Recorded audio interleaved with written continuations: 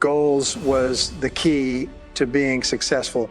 But the more I think about it, the more I reflect on it, the more I realize that accepting responsibility for your life is the starting point of all great accomplishment. And it's been well said over and over again that it's not the government, and it's not our parents, and it's not your boss, and it's not your family or your bills. It's you. One of the things I found, and sometimes it's hard to get used to, is the fact that no one else can live your life for you. No one else can make decisions for you. And in the final analysis, no one else really cares. And without the acceptance of responsibility, nothing else is possible. Walking, talking, thinking, and acting like a fully responsible human being gives you a feeling of calmness, confidence, and self-control. Your income, your status, your security, your power will always tend to be equal to the responsibilities you take on. This is one distinct area where winners and losers part company. Winners always look upon themselves as the cause of what happens to them.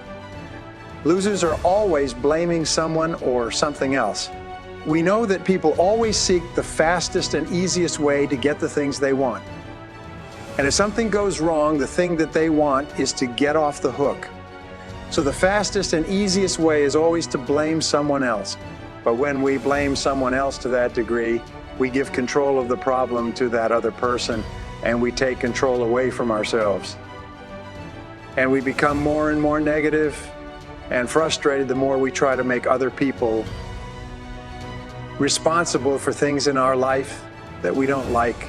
In fact, if you stop blaming other people, you'll find that most of your negative emotions will go away. If you can't blame anybody, and the way you stop blaming is to accept responsibility. Losers never accept responsibility, and winners always do. When things go well for losers, they blame it on luck. And when things go poorly for losers, they blame it on the system. But winners accept both the credit and the blame for everything that happens to them. Fully responsible adults always look upon themselves as self-employed. They act as if they own the place. They treat the company they work for as though it belongs to them. The worst mistake you can ever make in your life is to ever think that you work for anybody else but yourself. All peak performers in every field and industry look upon themselves as though they worked for them, even if somebody else signs their paycheck. They look upon themselves as being self-employed, and they treat the company as though everything that happened in that company was theirs. They accept full responsibility. If a paperclip falls on the floor, they pick it up. They never say, "That's not my job."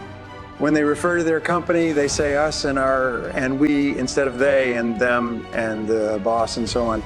Wherever you see an employee who is not totally committed to the company and to their work, you see a problem and you see a person that you should never allocate more responsibility to.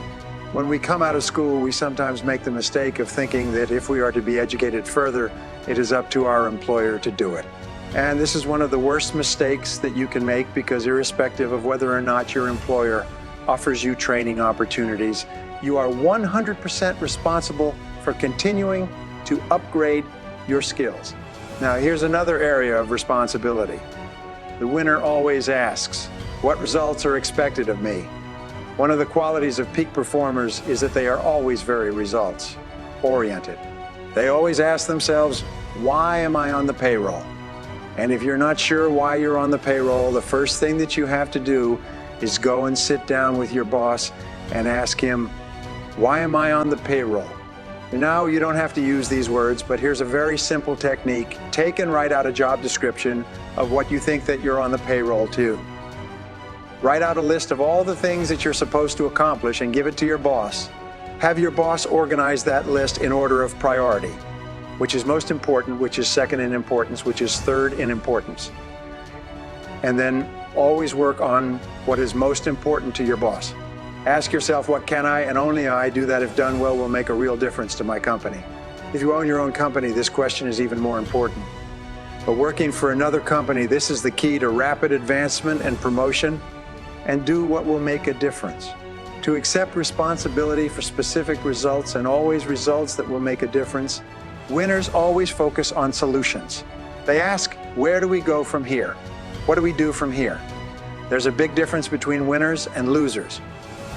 Winners always look to the future, and losers always look to the past. Winners always look to what can be done, and losers always look at who's to blame. Losers focus on problems, winners focus on solutions. Winners always look to themselves when there is a problem. Losers always look to others. So if you want to achieve success within your work, always look to yourself whenever things don't go right. The rejection of responsibility leads to negative emotions.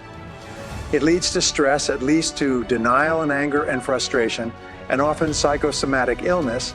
A negative mind actually depresses the immune system and makes the body sick. I think the refusal to accept responsibility for one's life is the primary reason for negativity and unhappiness in our society today. Many doctors are asking patients a question like this: why did you need this illness? Why did you need dissonance? Because what they're finding is that when people become sick, it's almost invariably because they need an illness to help them avoid dealing with some situation in their life. So what they do is they contract an illness which is consistent with the severity of the situation. For instance, if you're feeling a little bit tired and overworked, you can contract a cold or the flu. If you're feeling very, very harassed or frustrated in your life, you get something worse, right up to and including heart disease, strokes, and cancer.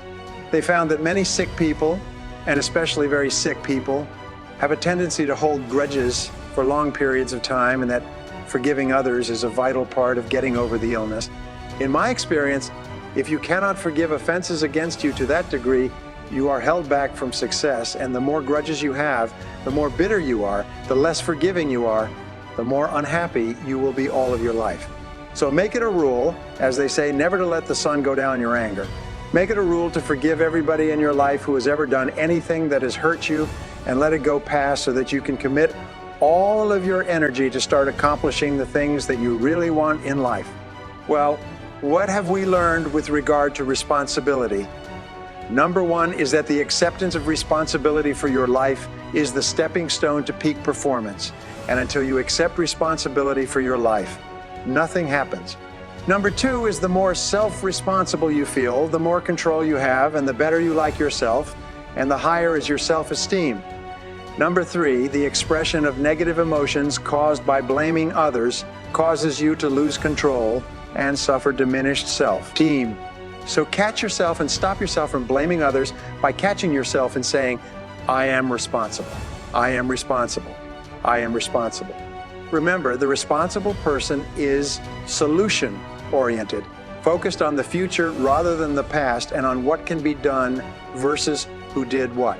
All human beings make mistakes because we are anxious to get things and to do things the fastest and easiest way, because often we're ignorant and we don't know everything we need to know because often we're ambitious. We're in a hurry because often we are vain and our egos get in the way. Because of these things, we make mistakes, and all human beings make mistakes. A person who cannot accept the fact that others make mistakes is not cut out for greatness, is not cut out for leadership.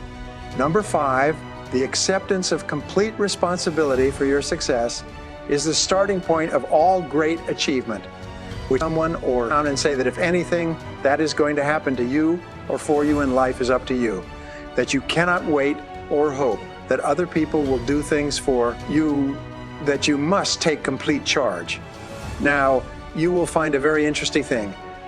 When you accept total responsibility for your life, other people will help you. And if you don't, nobody will help you. Even if they do, it won't do any good. So say to yourself, what is it that I want to accomplish? Where do I want to go? Where do I want to be? What do I want to have? And what do I have to do to get there? And then take full charge of the process. Number six, make a habit of forgiving others, never carrying grudges around. Keep your mind calm, positive, and focused on your goals. Your ability to eliminate the expression of negative emotions, to keep your mind positive by not becoming angry or frustrated, is a hallmark of the successful personality and the healthy personality. Your tendency to blame others, to hold grudges, not to forgive others, is something that can cause you to fail and to underachieve in life. Number seven, finally ask yourself each day, what kind of a company would my company be if everybody in it was just like me? What kind of a company would my company be if everybody in it was just like me? This is the question of the truly responsible individual, and you will be amazed at how rapidly an attitude of responsibility can accelerate your career. If you walk, talk, and act like a responsible, self-assured individual, you will begin to feel calm, confident, and positive about yourself. If you will resist the expediency factor, the tendency to blame others when things go wrong, if you will discipline yourself to accept full responsibility for what happens in your life, it will raise your self-esteem and make you feel much better about yourself and everything that you're doing. By practicing the self-discipline necessary to refrain from blaming anyone for anything, you will develop courage, character, and self-esteem. If you do what successful people do, you will be successful too, and all successful men and women are self-responsible.